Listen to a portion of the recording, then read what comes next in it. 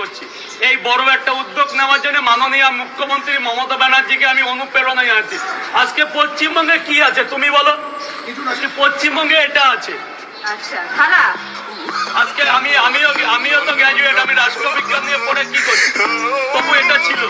আজকে pol science কিংবা BA MA করে গাড়ির মধ্যে 3টে করে পেন 10 টাকা অ্যাভেলেবেল দেখছে আমার মন গালারের ছেলেরা। এরা যদি মাস গেলে 1,500 করে টাকা পায়, কিন্তু আমার ঘরের টাকা দিচ্ছে না, আপনার আলমারির টাকা দিচ্ছে না, এগুলো কোষাগার থেকে যাচ্ছে।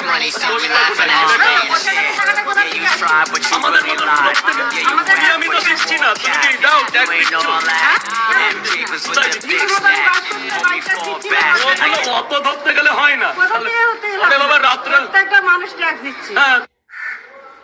তো বলছি রাজুদা, তুমি কোথায় দিয়ে কি পড়েছো সে তো তোমার কথা শুনে